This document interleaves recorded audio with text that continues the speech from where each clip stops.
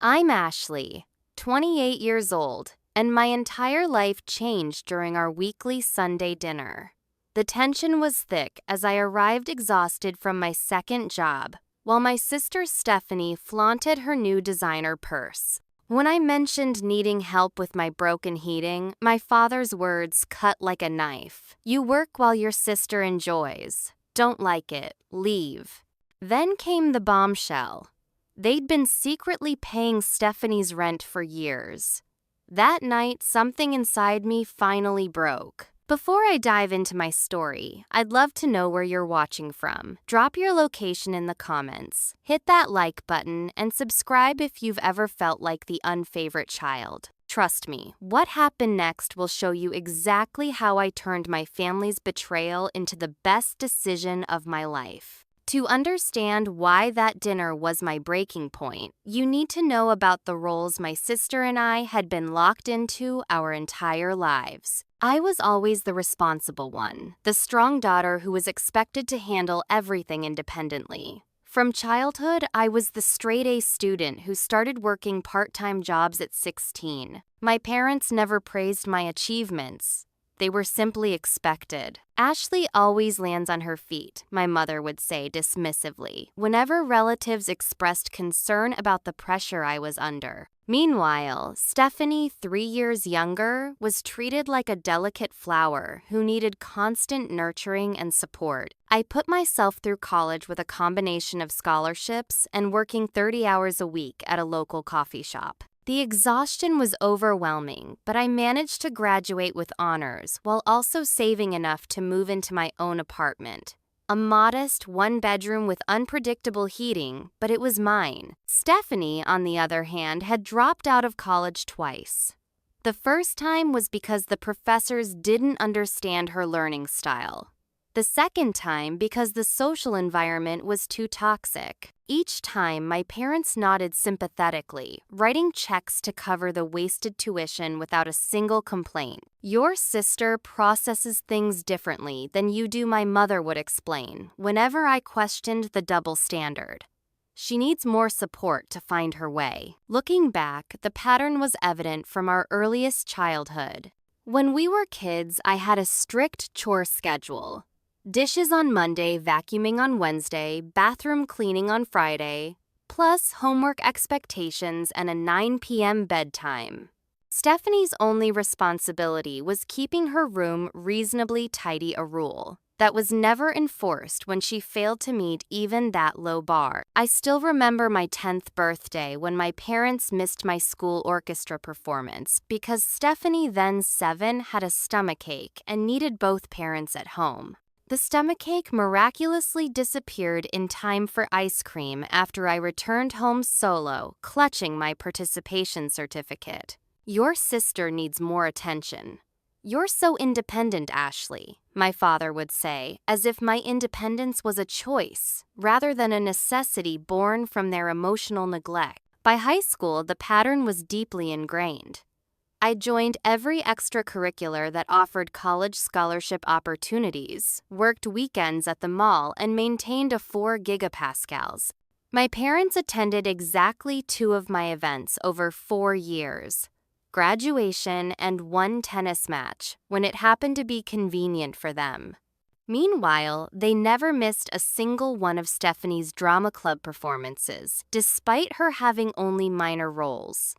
They threw elaborate parties for her smallest accomplishments. When she got her driver's license on the 3rd attempt, they surprised her with a used car. When I got mine on the first try, I received a pat on the back and continued taking the bus to work. "We knew you'd save up for your own car eventually," was their justification. And I did, purchasing a 15-year-old Honda with 175,000 miles that I maintained through YouTube tutorials because I couldn't afford a mechanic.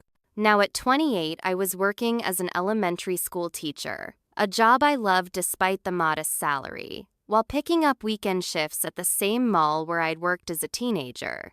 I lived frugally, clipping coupons and buying clothes from thrift stores, still struggling with the student loan payments that would follow me for another decade. Stephanie, now 25, had never held a job for longer than 6 months. Her resume was a graveyard of positions. She'd quit because her managers were out to get her, or the work environment was toxic, or the schedule was too demanding. Yet somehow, she lived in a luxury apartment downtown, wore exclusively designer clothes, and took lavish vacations she shared extensively on social media. I'd suspected my parents were still supporting her financially, but they always denied it when I asked directly. "Stephanie is just good at finding deals," my mother would say with a straight face when I questioned how my sister afforded her lifestyle on her sporadic income. Despite the growing resentment, I remained loyal to my family. I called my parents weekly, showed up for every birthday and holiday, and even maintained a cordial relationship with Stephanie. I brought thoughtful gifts within my budget, listened to their problems, and offered help whenever I could. I kept believing that someday they'd see my value and appreciate my contributions to the family. That Sunday dinner was supposed to be like any other, uncomfortable but manageable. I had no idea it would be the last time I'd sit at their table as the dutiful daughter who accepted her second-class status in the family. The week after that devastating dinner winter arrived with a vengeance. Temperatures dropped below freezing, and my apartment's ancient heating system finally gave up completely. After 3 days of sleeping in layers of clothing under every blanket I owned, I made the difficult decision to call my parents. I still remember pacing nervously around my frigid living room, watching my breath cloud in the air as the phone rang. My mother answered with her usual cheery hello, which quickly cooled when I explained my situation. "I hate to ask, but is there any way you could loan me $800 for the heating repair? I can pay you back $50 a month until it's covered." I said the words burning my throat with humiliation. "Oh, Ashley," my mother sighed. "Your father and I aren't a bank. You're an adult now. Haven't you been saving any of your paychecks?" The irony of her question wasn't lost on me. Every spare dollar I had went toward my student loans and basic survival. There was never anything left to save. "I understand," I replied stiffly. "I'll figure something out." I ended the call before the tears came. That evening, mindlessly scrolling through social media to distract myself from the cold, I saw a post from my sister. There she was, beaming next to a brand new Audi with a giant red bow on top. The caption read, "Oh my God, best parents ever. Can't believe they surprised me with my dream car number, blessed number, luckiest girl." The timestamp showed it had been posted just 2 hours after my call. 2 hours after my parents claimed they couldn't spare $800 for their older daughter's basic heating needs. Something snapped inside me. Without thinking, I grabbed my keys and drove to my parents' house, the car's heater on full blast, the only warmth I'd felt in days. I found them in the kitchen, my mother preparing dinner while my father read the newspaper. Their surprise at my unannounced visit quickly turned to discomfort as I placed my phone on the counter, Stephanie's post displayed prominently. $800 for heat was too much to ask, but a new Audi was no problem. My voice was eerily calm, belying the storm raging inside me. "That's different, Ashley." My father folded his newspaper deliberately. "Your sister needed reliable transportation for job interviews." "Job interviews?" I laughed incredulously. "She's had 3 jobs in the past year alone, and you bought her a luxury car while I'm freezing in my apartment." My mother intervened, her tone patronizing. "Honey, you're just jealous of your sister. You've always been competitive with her." That's when I lost it. Years of suppressed anger came pouring out as I pulled up my banking app, showing them my meticulously tracked budget. "This is what responsibility looks like," I said, scrolling through my expenses.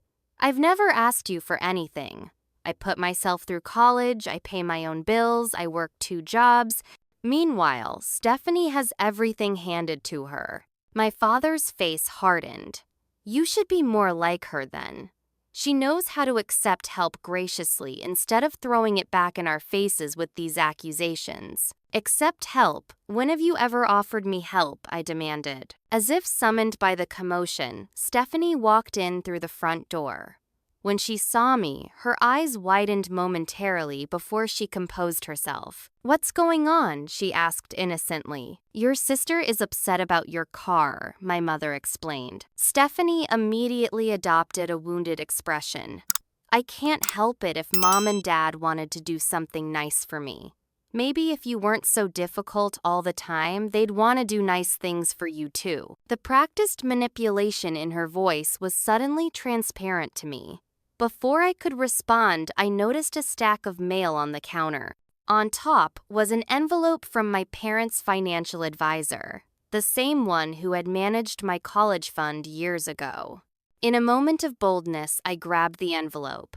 My mother lunged for it, but not before I saw my name on one of the documents inside. "What is this?" I demanded, pulling out the paper. The blood drained from my father's face as I stared at the document. It was a statement showing the withdrawal of my entire college fund, and money my grandparents had specifically set aside for my education, dated 5 years earlier, long after I'd graduated. "You need to explain this right now," I said, my voice shaking. After an uncomfortable silence, my father finally spoke. "Stephanie needed capital for her boutique business idea. We knew you wouldn't approve, so we made an executive decision as your parents." I was speechless. The boutique had opened and closed within 6 months, a vanity project Stephanie abandoned when she got bored. That money was from my grandparents. For my education. My voice cracked with disbelief. "You had scholarships," my mother countered defensively. "The money would have gone to waste." "It was my money," I shouted, startling even myself with the volume. "And what about all the times you've refused to co-sign my apartment leases, but did it for Stephanie? Or when you told me you couldn't help with my student loans while paying her credit card bills?" Stephanie's fake tears started on cue. "I can't believe how selfish you're being right now," she sobbed. "Just because you make bad financial decisions doesn't mean I should suffer." That's when my father stood up, towering over me like he used to when I was a child. "That's enough, Ashley. Either get over this jealousy or get out. We're tired of your constant need for attention."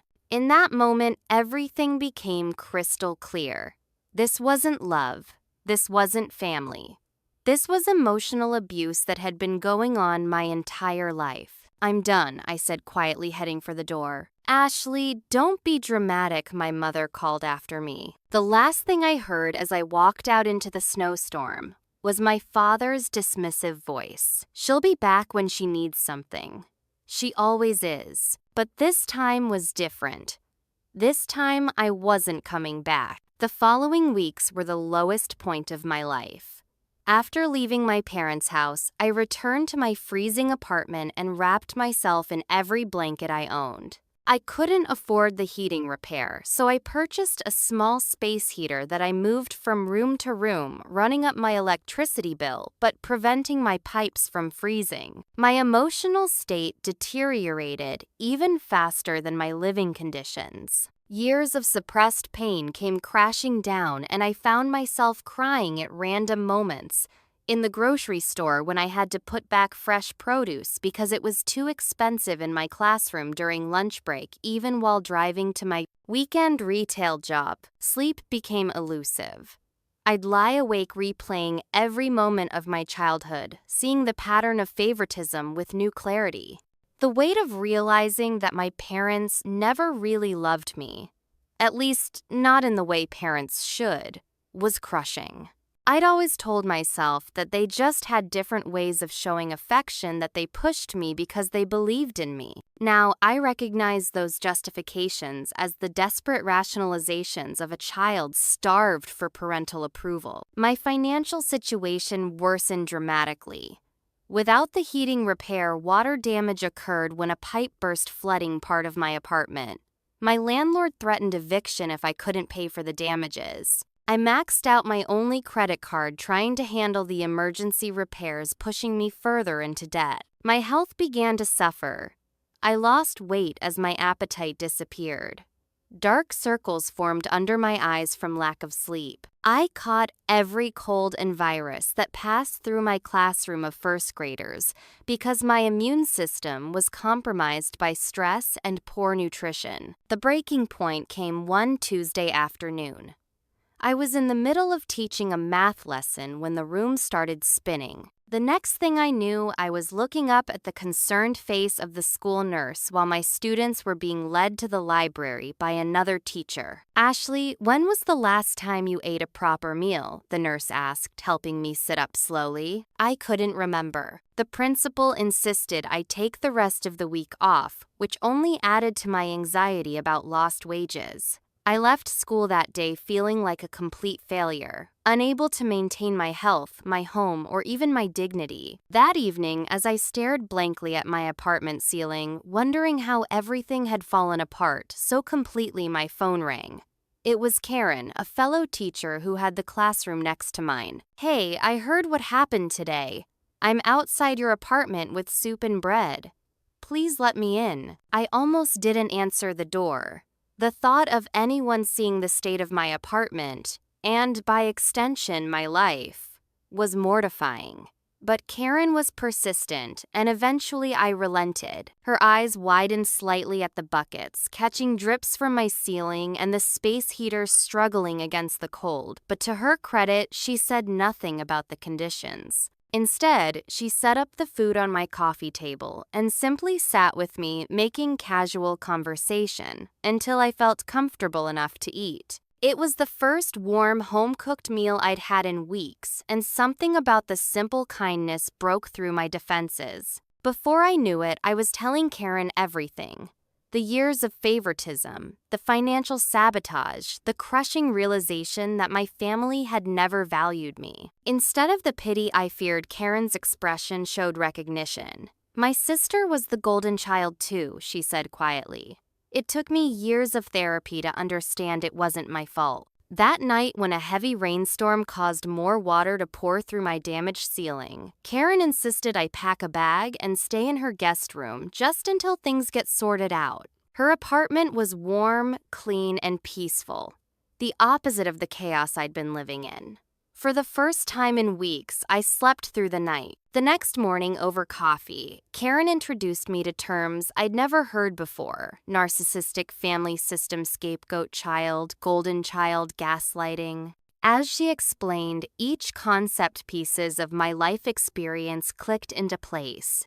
What I had always accepted as normal family dynamics had actual names in psychology. And more importantly, they were recognized forms of emotional abuse. "You should meet my brother," Karen suggested. "He works in finance and might be able to help you create a plan to get back on your feet." I was hesitant to accept more help, but Karen was insistent. "Let someone be there for you for once, Ashley. It's not weakness to accept support. It's what healthy relationships look like." Ryan turned out to be nothing like I expected. Rather than judging my financial situation, he approached it as a puzzle to be solved. During our first meeting at a local coffee shop, he asked practical questions about my income, expenses, and debt. "The first thing we need to do is get a complete picture of your financial situation," he explained. "Can you get copies of your credit report and bank statements from the past year?" When I did, Ryan spotted something concerning immediately. There was a personal loan in my name from 3 years earlier that I had no recollection of taking out. "Did you borrow $15 0 inches 2020? He asked, pointing to the entry. My blood ran cold. "No. I've never taken out a personal loan." Ryan's expression turned serious. "We need to look into this. It could be identity theft." The revelation opened a Pandora's box of questions. If someone had stolen my identity to take out a loan, who was it, and how long had this been going on? As I worked with Ryan to untangle my finances, Karen continued to be my emotional support. When my temporary stay in her guest room extended to 2 weeks, then 3, she assured me I was welcome for as long as I needed. "I had a friend help me when I was going through my family breakdown," she explained. This is just paying it forward. For perhaps the first time in my life, I was experiencing what genuine support felt like. There were no strings attached, no scorekeeping, no expectation that I would somehow suffer to earn basic kindness. It was disorienting and healing all at once. Slowly, I began to see glimpses of my former self returning. My appetite improved. I started sleeping better. The constant knot of anxiety in my chest loosened just enough to let me breathe more easily. When I returned to work, my students greeted me with hand-drawn get-well cards. My principal checked in regularly to make sure I wasn't pushing myself too hard. These small acts of consideration, so foreign to my experience with my family, helped me recognize that perhaps I did have value after all.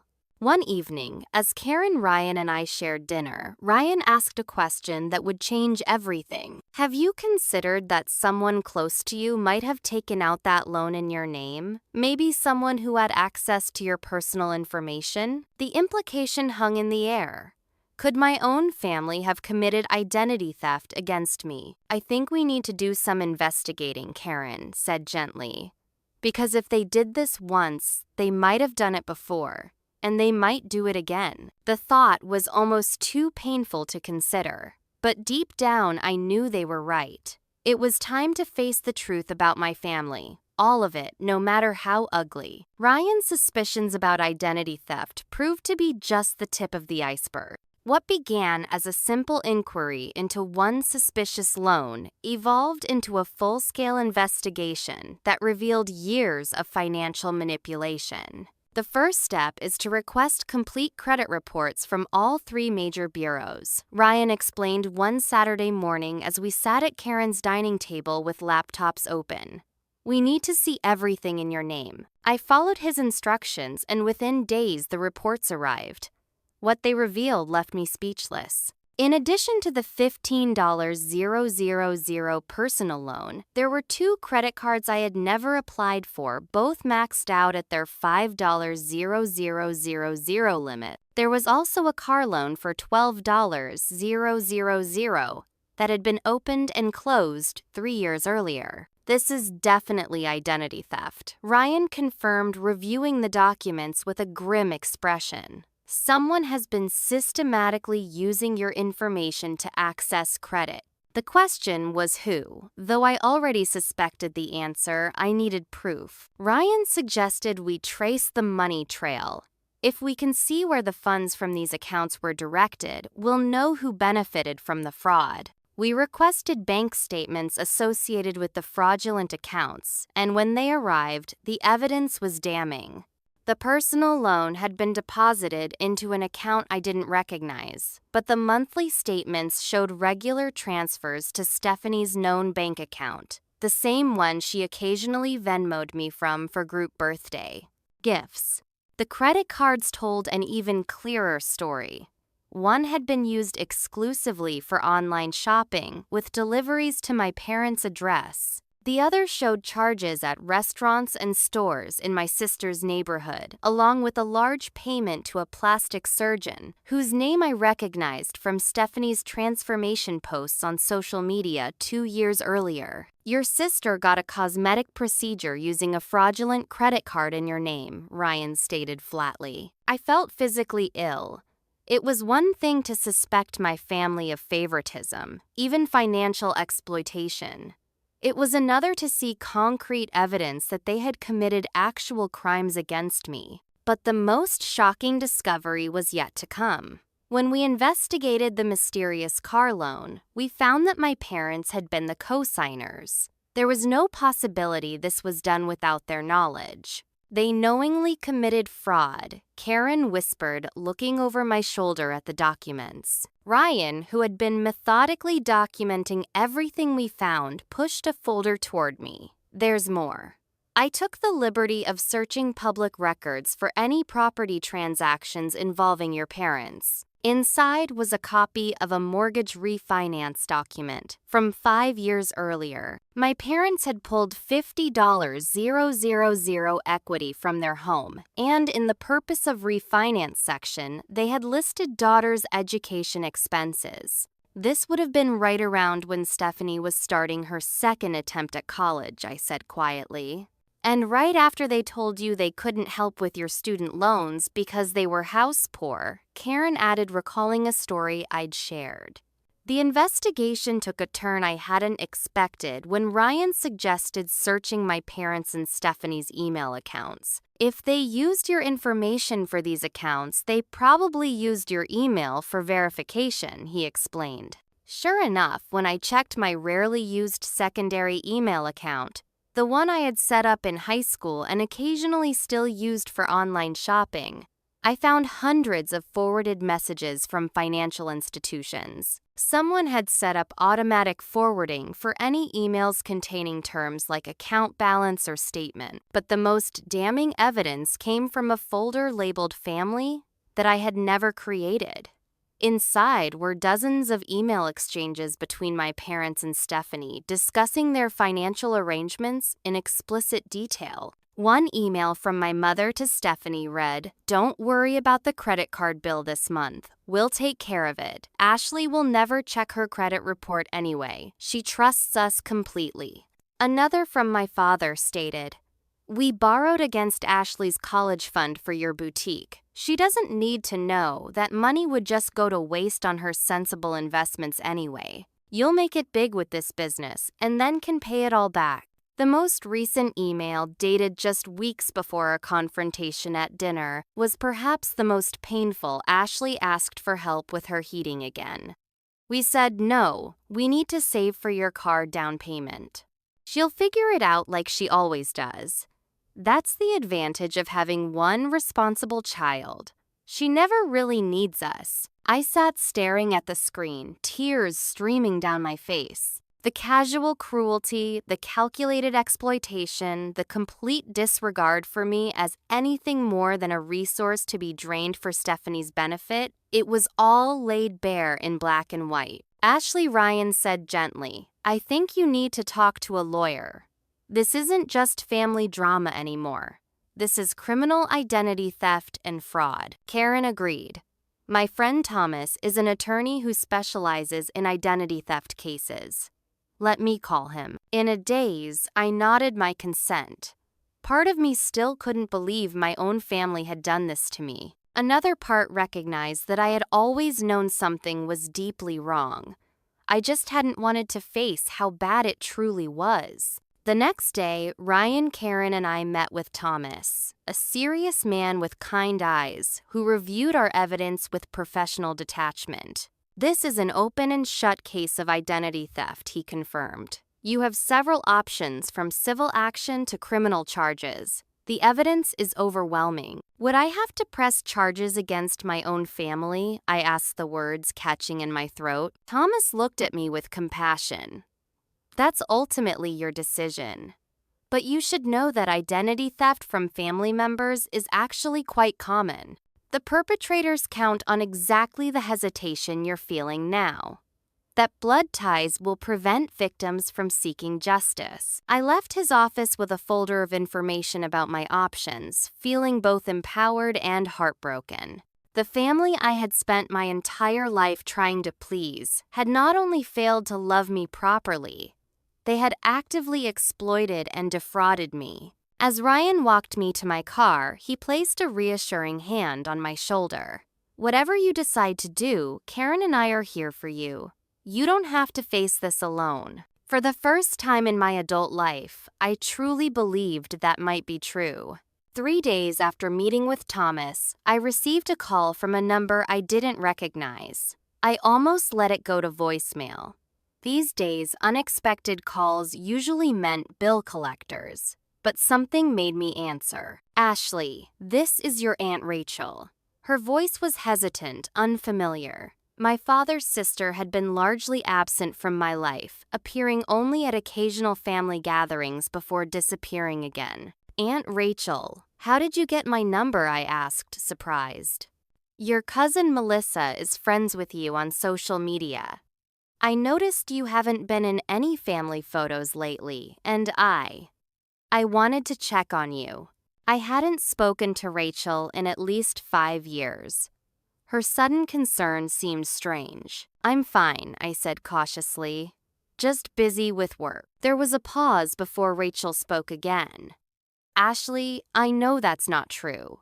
Your mother called me last week spinning some story about you having a breakdown and cutting off the family out of nowhere. I know my brother and his wife too well to believe that version." Something in her tone, a weary knowingness, made me consider that perhaps Rachel understood more than I realized. "Why don't we meet for coffee?" she suggested. "There are some things about our family that I think you should know." We arranged to meet at a cafe halfway between her suburban home and Karen's apartment. When I arrived, I almost didn't recognize Rachel. In my memory, she was a timid woman who hovered at the edges of family gatherings. The person waiting for me exuded quiet confidence from her stylish haircut to her direct gaze. After exchanging awkward pleasantries, Rachel got straight to the point. "Your father told me you're jealous of your sister and making wild accusations against the family," she said, stirring her coffee. "But that doesn't sound like you, Ashley. It sounds like history repeating itself." "What do you mean?" I asked. Rachel's smile held no humor. "Did you know that your father and I haven't spoken in nearly 15 years, except at unavoidable family functions?" I shook my head. Family history had always been a fuzzy subject, with my parents controlling the narrative. "Your father was always my parents' favorite," Rachel explained. "Just like Stephanie is the golden child in your generation. I was the responsible one, the one who could handle things on my own." As Rachel spoke, she outlined a pattern of favoritism that mirrored my own experience so closely it was eerie.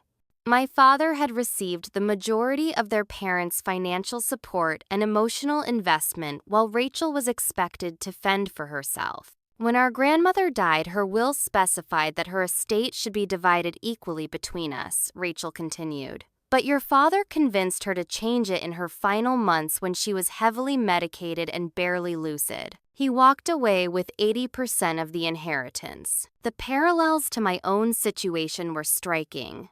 "Did you ever confront him about it?" I asked. "I tried. He called me ungrateful and greedy.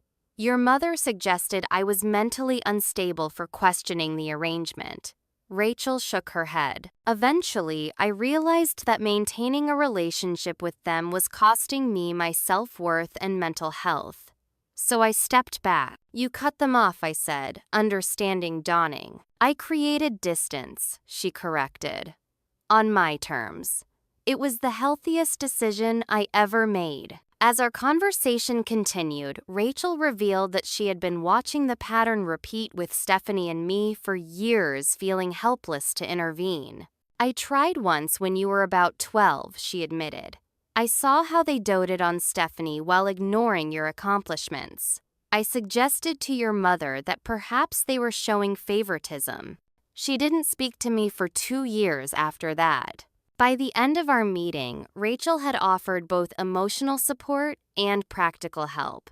"I'm not wealthy, but I'm comfortable," she said. "If you need financial assistance while you get back on your feet, I'd like to help." I was hesitant to accept money from anyone after discovering how my family had exploited me, but Rachel understood. "Think about it," she said. "This isn't charity, Ashley.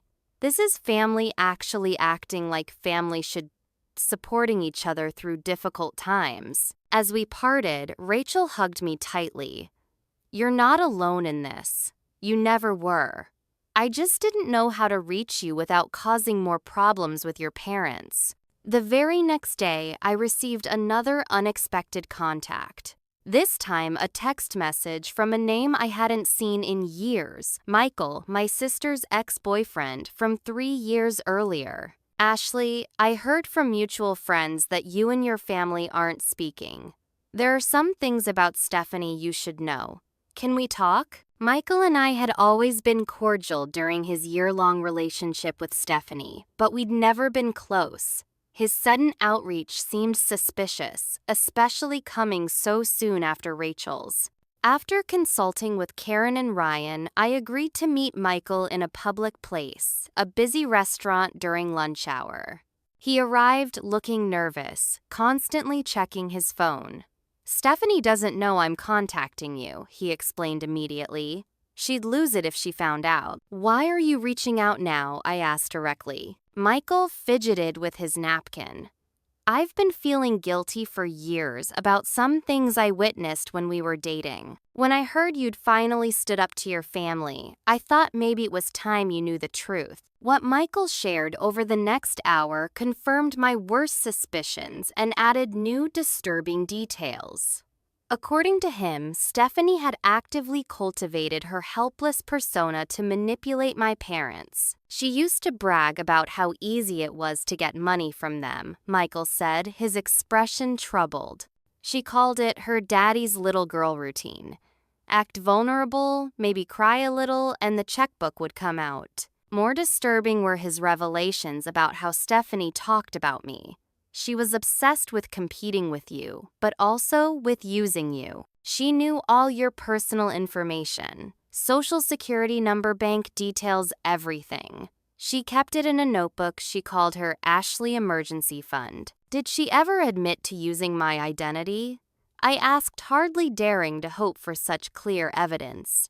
Michael nodded slowly. "Not just admitted it, she was proud of it. Said your parents helped her set it all up." My heart pounded. "Do you have any proof of this? Anything concrete?" That's when Michael pulled out his phone.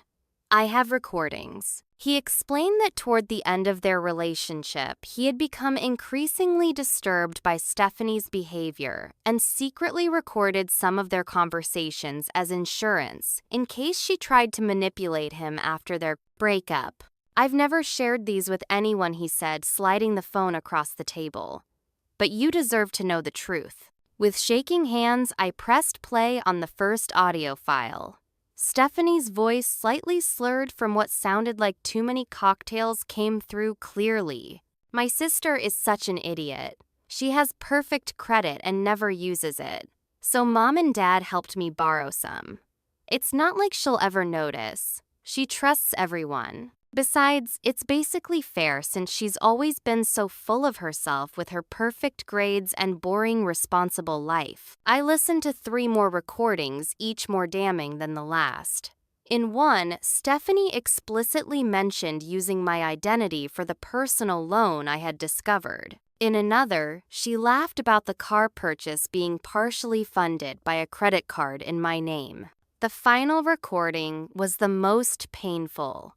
A conversation where Michael had questioned whether what they were doing was legal. "It's fine," Stephanie had dismissed carelessly. "My parents say Ashley owes us anyway for being so difficult all her life. This is just her way of finally contributing to the family." When I looked up from the phone, Michael's expression was apologetic. "I'm sorry I didn't tell you sooner. I was afraid no one would believe me over Stephanie. She's very convincing when she plays the victim. Why break up with her if you knew all this?" I couldn't help asking. Michael's laugh was hollow. "Because eventually I realized that if she and your parents could do this to you, their own daughter and sister, what would stop them from doing something similar to me once I was no longer useful?" By the time I left the restaurant, Michael had sent copies of all the recordings to my email and promised to provide a sworn statement if I decided to take legal action. As I drove back to Karen's apartment, I felt an odd sense of validation. For years, I had doubted my own perceptions, wondering if I was imagining the unfair treatment, or if perhaps I truly was less deserving of love and support than my sister. Now I had confirmation from multiple sources that the dynamic wasn't just in my head. It was real, it was deliberate, and it was even more calculating than I had feared. That evening, I sat with Karen and Ryan, reviewing everything I had learned from Rachel and Michael. "So what do you want to do now?" Karen asked gently. For the first time since discovering the fraud, I felt absolute clarity. "I want justice," I said. "Not revenge, justice." Ryan nodded approvingly.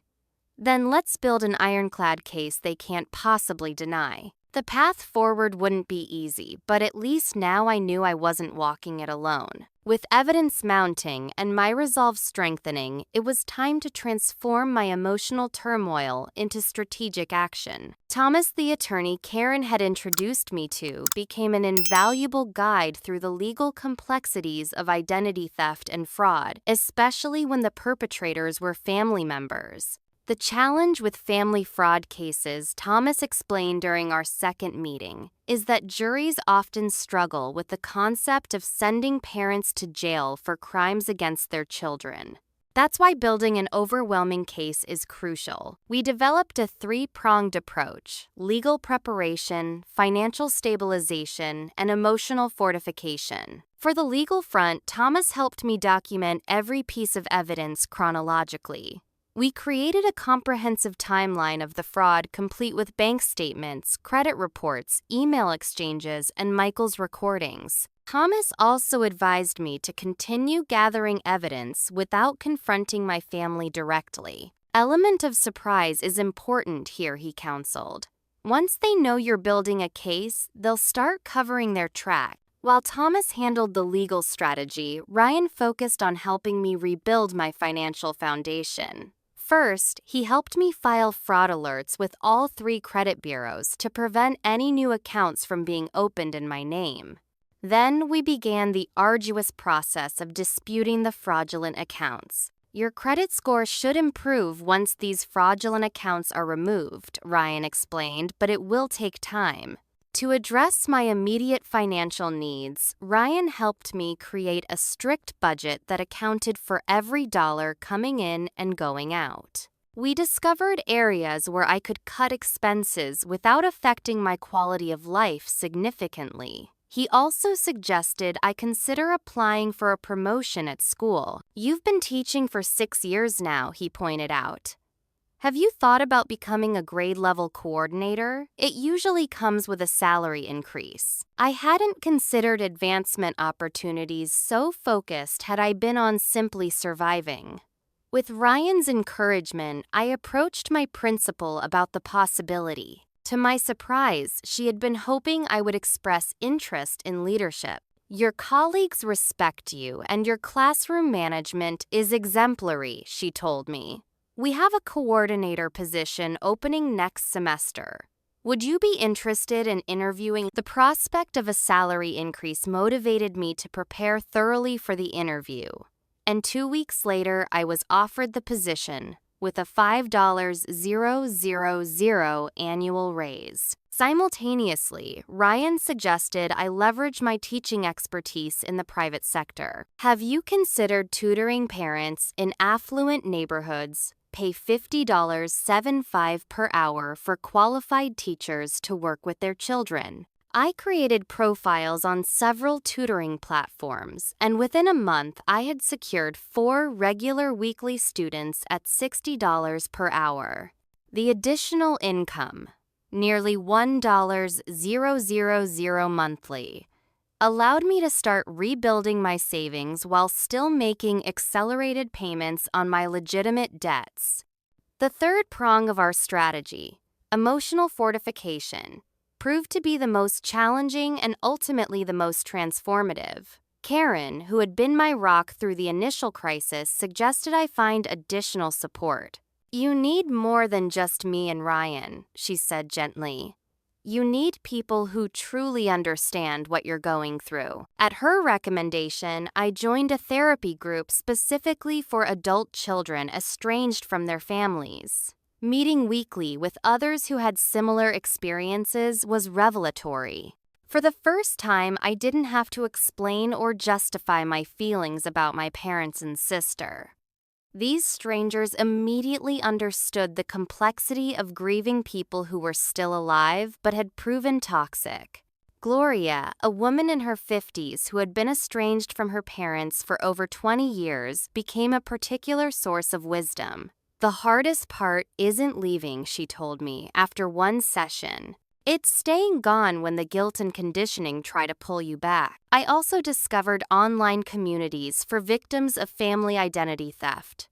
The stories shared there helped me recognize that my situation, while painful, was far from unique. I connected with others who had navigated the legal complexities of holding family members accountable, gathering insights that even Thomas found valuable. "This is why I always encourage clients to build support networks," he remarked when I shared some of the practical advice I'd received. "There's no substitute for the wisdom of those who've walked this path before you." As my support network expanded, my dependence on my family's approval diminished. I found myself standing taller, speaking more confidently, even dressing in ways that expressed my personality, rather than trying to blend into the background as I had for years. Karen noticed the change one evening as we prepared dinner together. "You seem different lately," she observed. "More present." I realized she was right. For years, I had existed in a state of constant anxiety, always anticipating the next criticism or disappointment from my family. Now, freed from that dynamic, I was discovering who I actually was beneath the scapegoat role I'd been assigned. As my confidence grew, I began formulating a plan for the inevitable confrontation with my family. Thomas, Ryan, Rachel, and I held strategy sessions where we anticipated every possible reaction and prepared responses. "Your parents will likely try to minimize their actions," Thomas warned. "They'll say they were just trying to help Stephanie and meant to pay everything back eventually," Ryan added. "They might also try to turn this back on you, claim you knew about the arrangements all along and are only objecting now because of some perceived slight." Rachel nodded grimly. "And they'll definitely try to paint you as unstable or vindictive. It's their go-to tactic when confronted." We prepared for every scenario from tearful apologies, unlikely but possible, to aggressive counter-accusations. I practiced remaining calm in the face of provocations, with Karen role-playing as my mother with unsettling accuracy. The key, Thomas emphasized, is to keep the focus on the documented facts. This isn't about feelings or family dynamics. It's about specific, fraudulent actions they took that harmed you financially. By the end of 3 months of preparation, I felt ready to confront my family with both strength and clarity.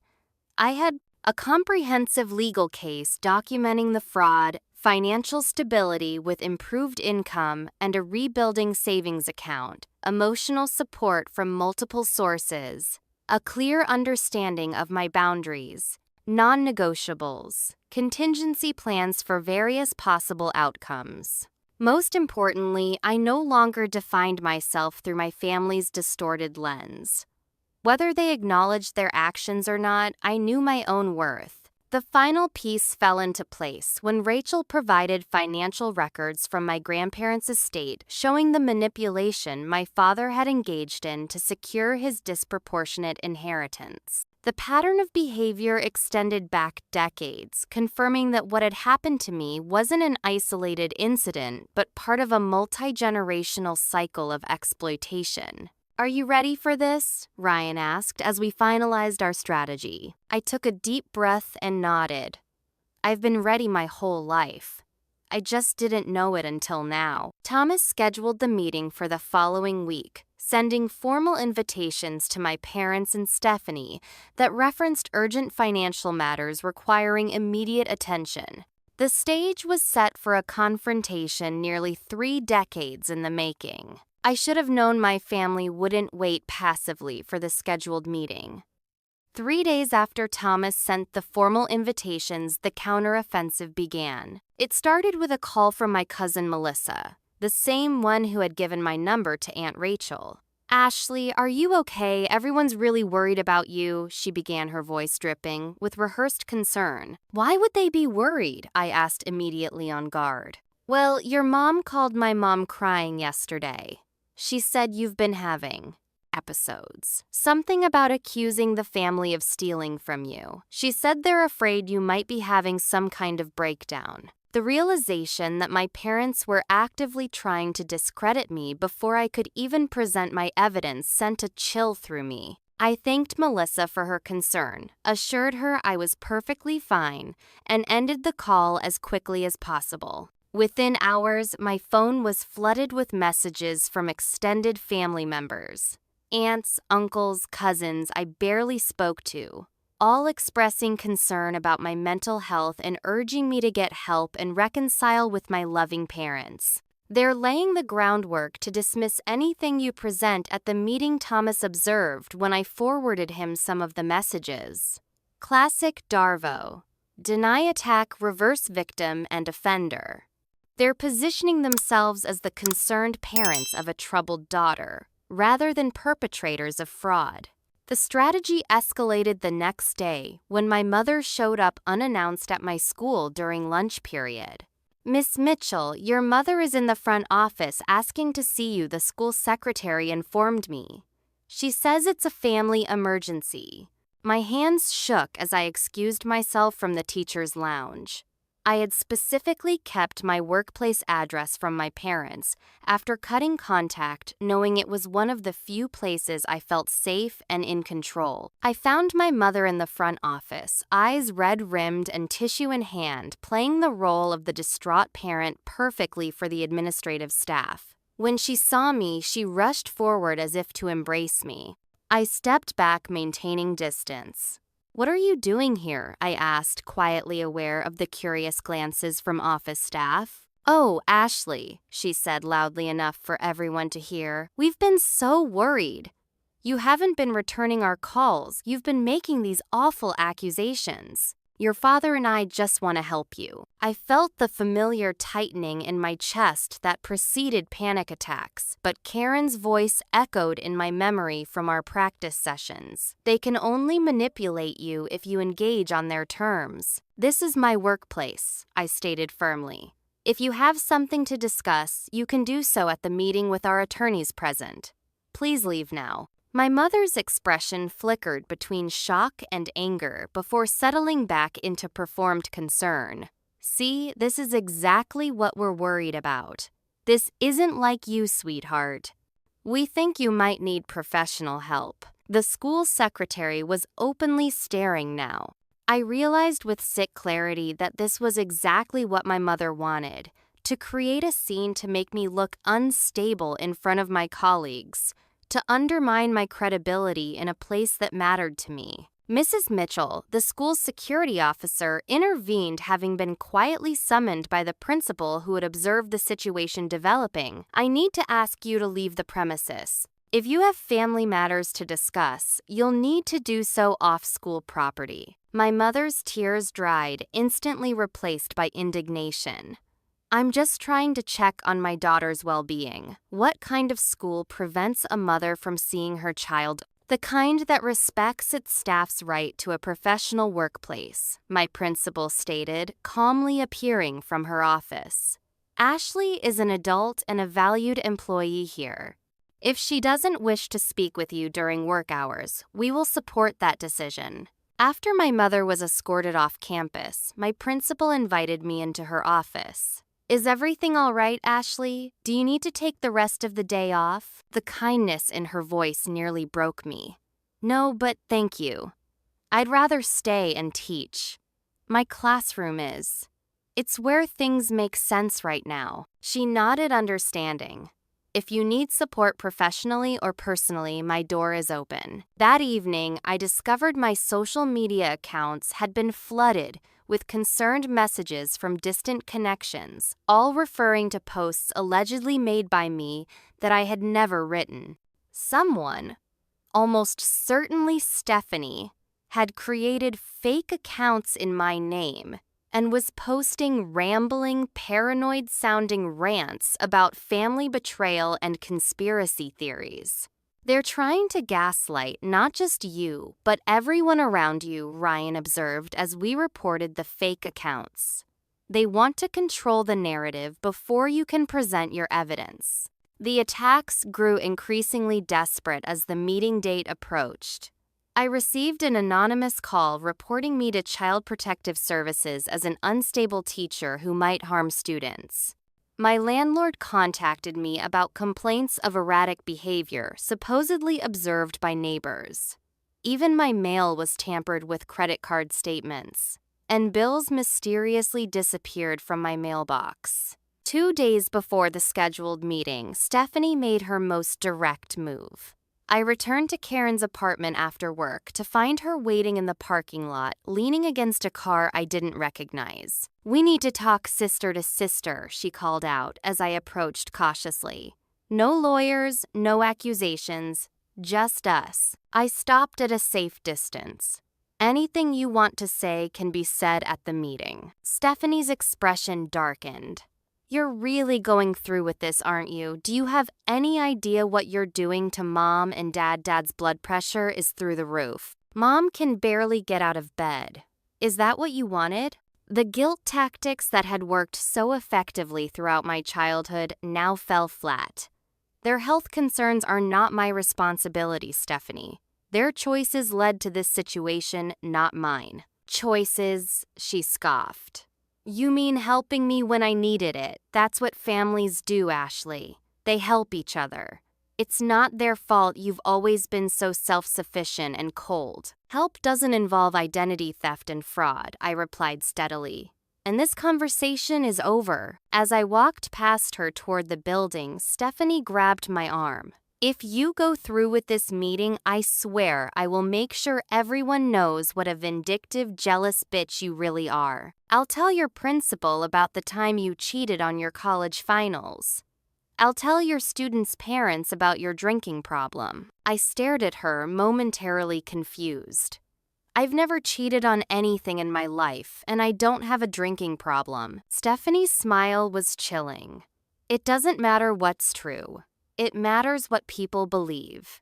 And people always believe me, Ashley. They always have." I gently but firmly removed her hand from my arm. "Not anymore, they don't." The night before the meeting, I received the cruelest manipulation attempt yet. A text message from my father that simply read, "Your mother has been hospitalized with chest pains because of this stress. If anything happens to her, it's on your hands." Is this revenge worth her life? I stared at the message, my finger hovering over the call button. What if my mother really was ill? Could I live with myself if something happened to her? "It's a trap," Karen said gently when I showed her the message. "Call the hospital if you're worried, but don't call him." I followed her advice, calling every hospital in the area. None had a patient admitted under my mother's name. "One final manipulation attempt," Ryan observed. "They're getting desperate." That night, I barely slept, playing out countless scenarios for the next day's confrontation. What if they brought new accusations against me? What if they had destroyed evidence? What if they simply refused to acknowledge what they'd done? As dawn broke, I received an unexpected message from Aunt Rachel. "Remember that your worth isn't determined by whether they acknowledge their actions. The truth exists independently of their willingness to face it." Her words steadied me. Yes, I wanted justice and accountability.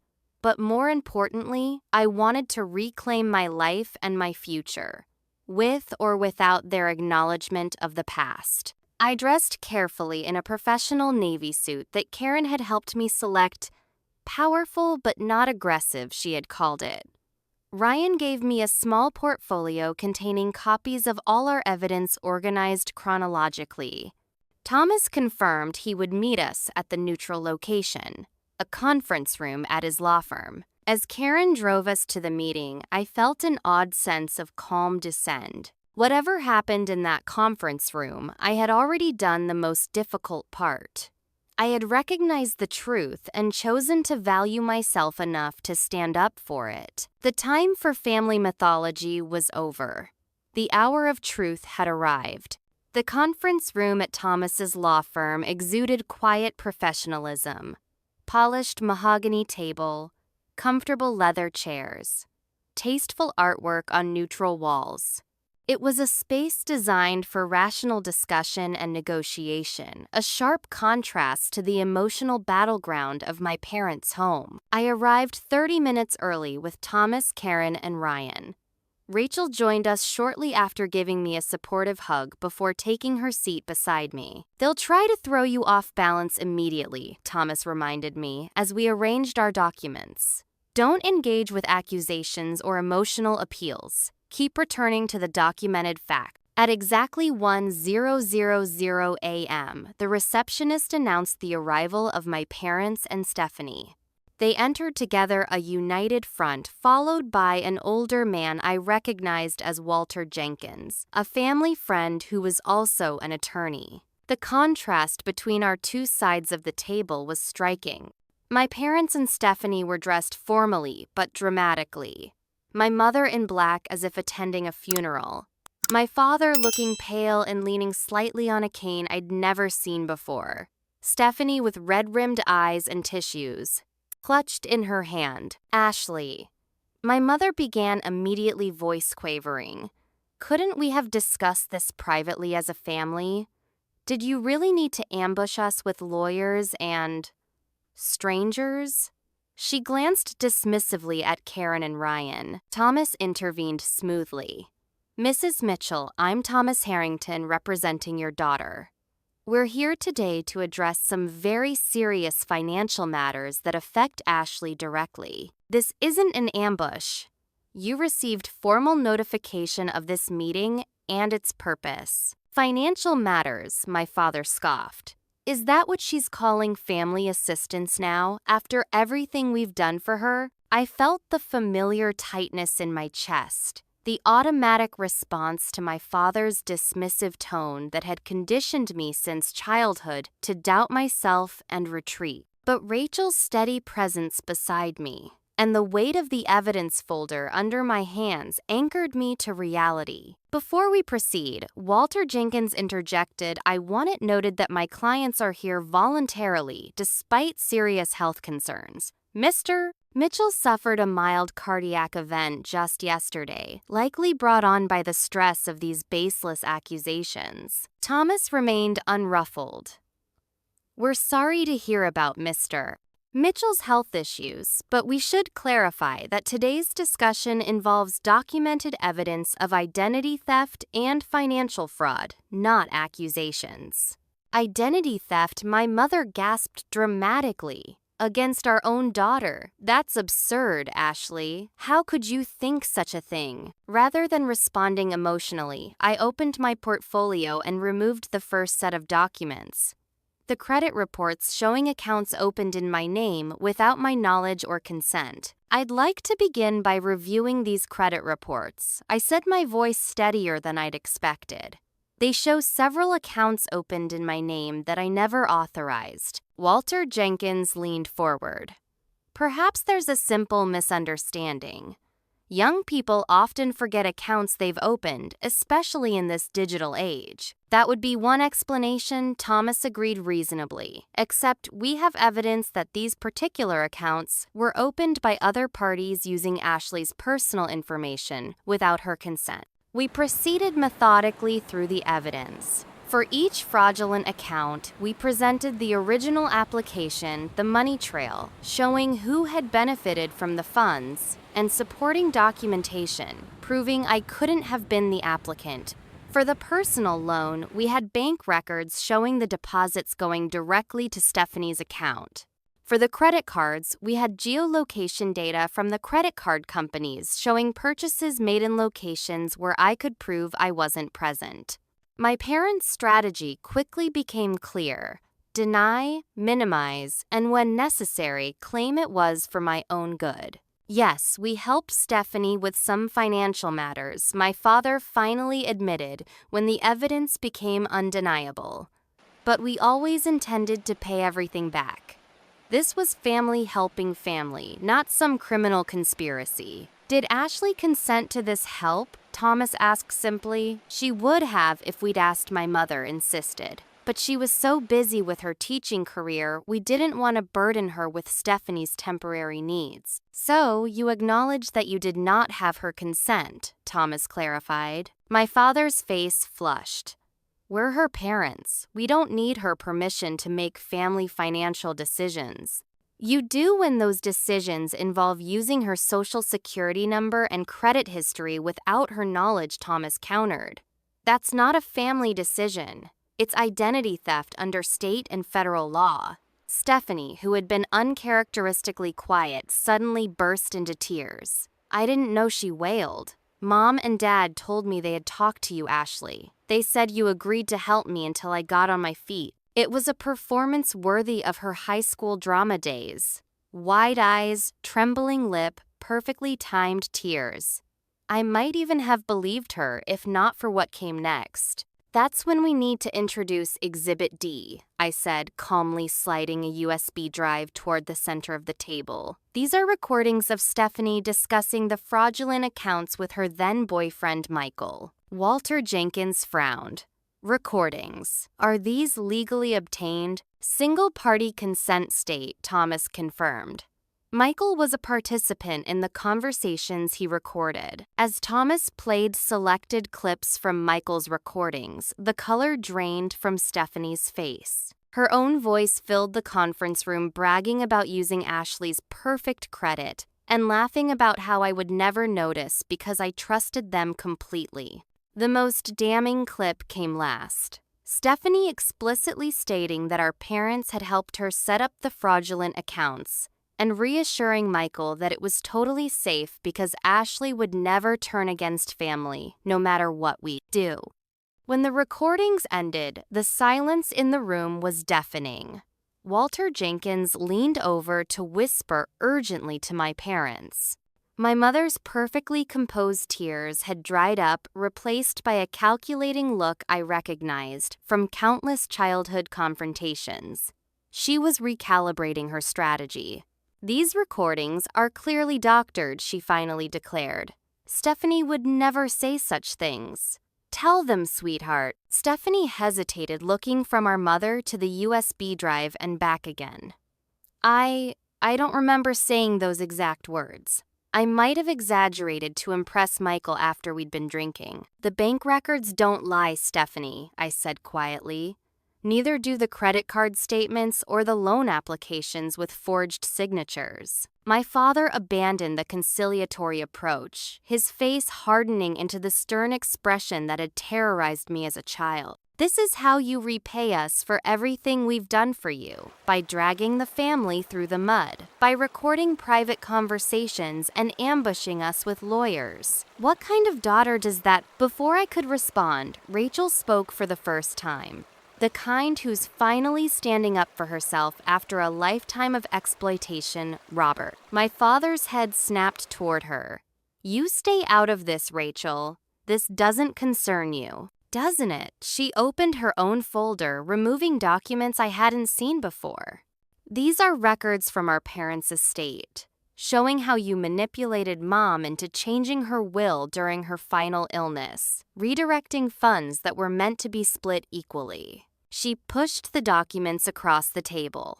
The pattern of financial exploitation in this family didn't start with Ashley, but it can end with her. My father's face contorted with rage. You've always been jealous of me, just like Ashley has always been jealous of Stephanie. You both think you're so perfect, so deserving, when the truth is... The truth, I interrupted, my voice stronger than I'd ever used with him, is documented in these files. This isn't about jealousy or family dynamics. It's about specific actions you took that financially harmed me. Actions that are legally defined as crimes. Walter Jenkins cleared his throat. Perhaps we should take a brief recess to discuss how we might resolve this situation amicably. Thomas nodded.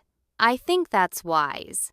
My client has prepared terms for a potential settlement that would avoid criminal charges. As Thomas outlined my conditions, full repayment of all fraudulent debts with interest, written admission of wrongdoing, complete separation of all financial ties, and disclosure of the situation to the extended family who had been enlisted in their campaign against me.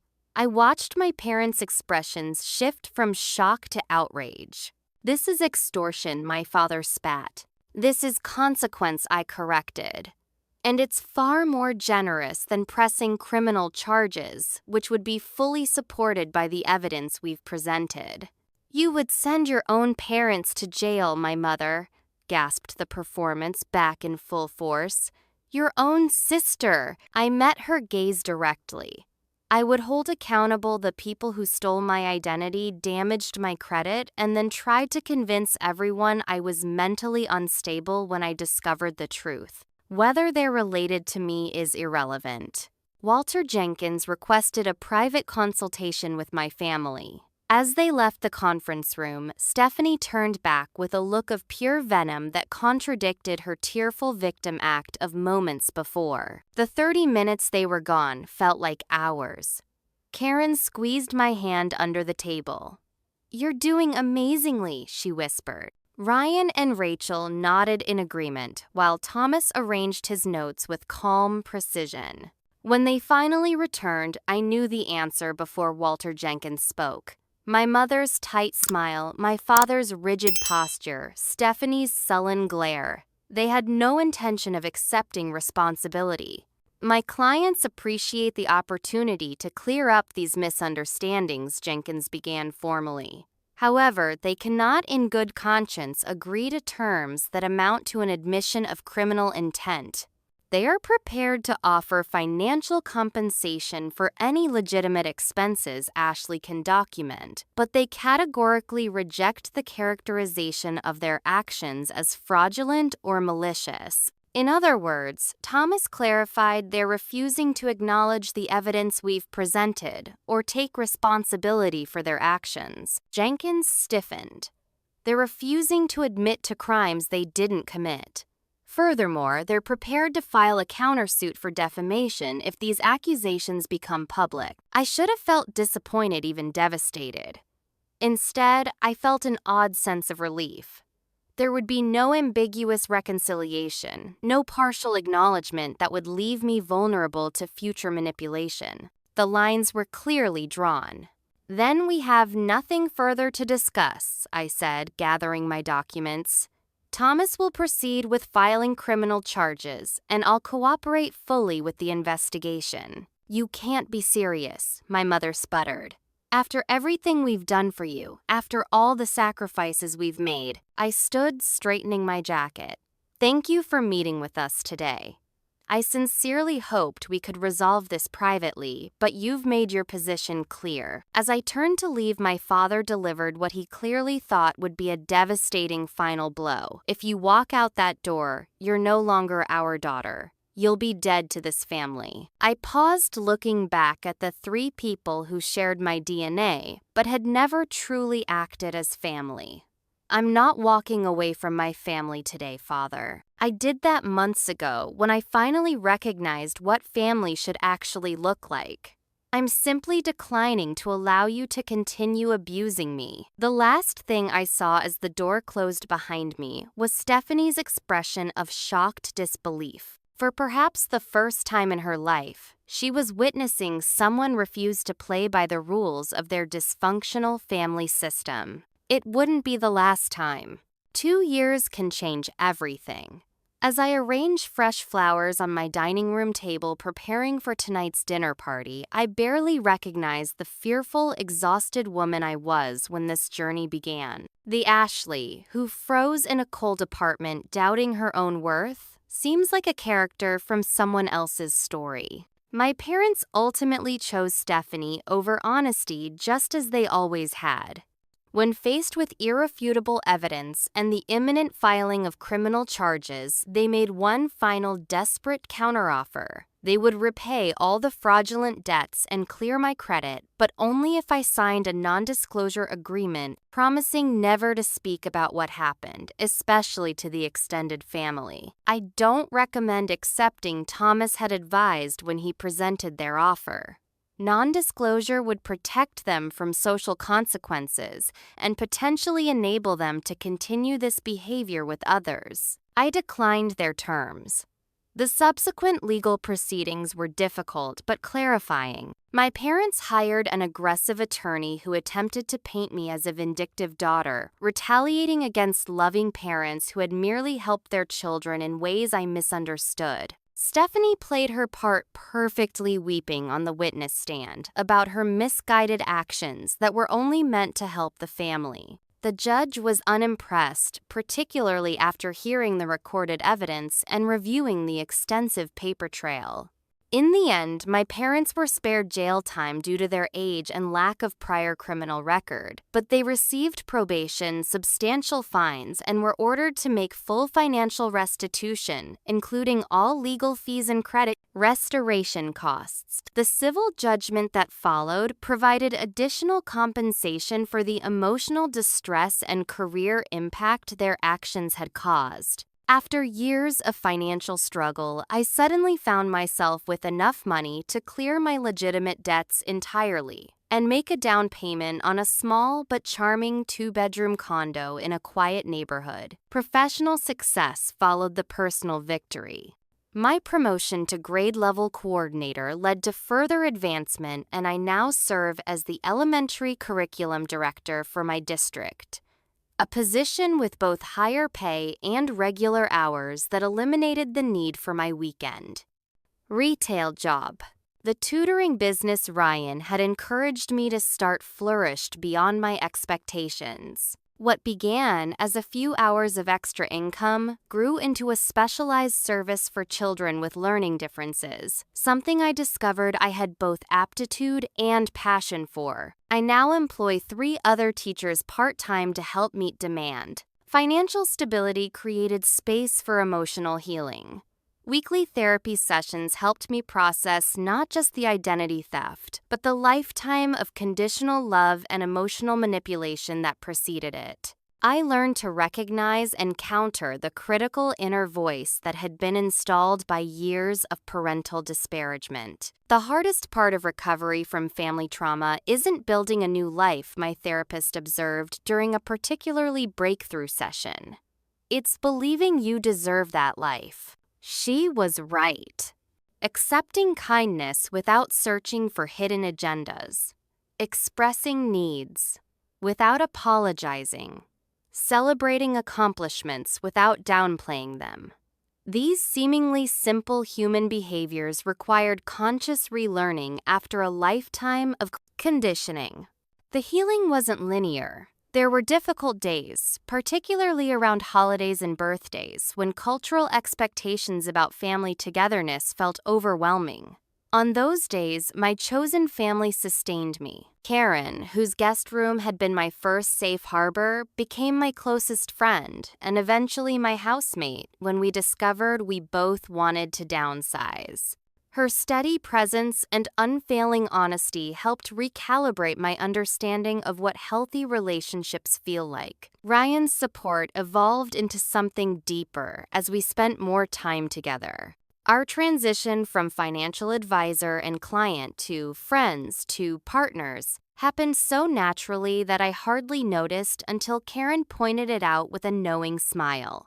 His patient, straightforward approach to life complemented my newfound determination to live authentically. Aunt Rachel stepped into a role that was part mentor, part surrogate mother, providing the mature female guidance I'd always craved but never received from my own mother. Our Sunday brunches became a cherished tradition, a reclaiming of the family meal concept that had been so poisonous in my parents' home. Even Michael, whose evidence had been crucial to my case, remained peripherally in my life, occasionally joining our gatherings with his new girlfriend. His willingness to stand up for truth, despite his complicated history with Stephanie, demonstrated a character I hadn't fully appreciated during their relationship. The most unexpected development came 6 months after the court case concluded.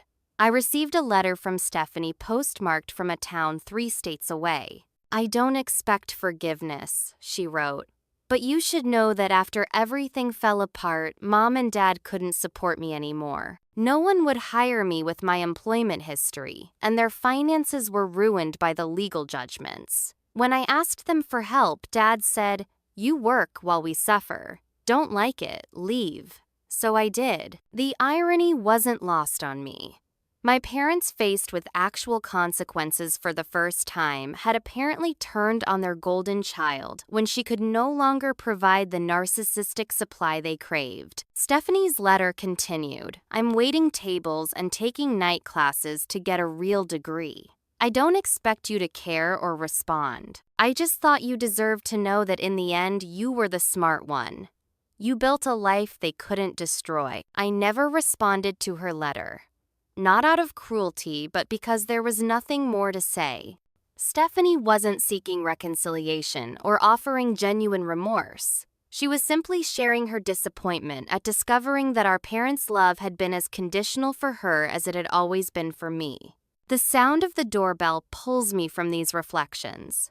Karen arrives first, bringing homemade bread and her characteristic warmth. Ryan follows with wine and a kiss that still makes my heart flutter after a year together. Rachel brings her famous apple pie and updates about her recent vacation. Thomas and his wife arrive with cheese and stories about their children. Michael and his girlfriend complete our gathering, everyone settling into the easy rhythm of chosen family. As we gather around my table in my home purchased with my money, surrounded by people who choose to be here, rather than obligated by blood, I realize the profound truth that has emerged from all the pain. Family isn't determined by DNA.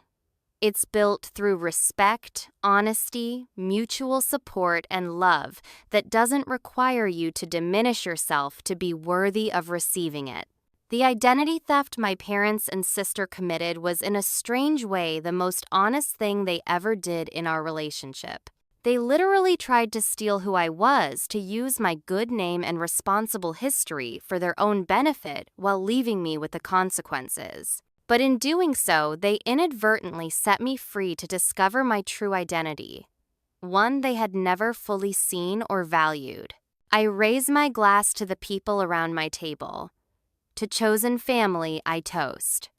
And to becoming who we were always meant to be. As conversations and laughter fill my home, I silently add a more personal toast. To the woman I was 2 years ago who found the courage to say enough. To the woman I am now who knows her worth isn't determined by those who couldn't love her properly. And to the woman I'm still becoming who will never again make herself smaller to accommodate those who refuse to grow. Have you ever had to create boundaries with family members who couldn't respect your independence? What helped you find the strength to stand up for yourself? I'd love to hear your stories in the comments below. If this story resonated with you, please hit that like button and subscribe to hear more journeys of healing and self-discovery. Remember, sometimes the family we choose brings more healing than the family we're born into.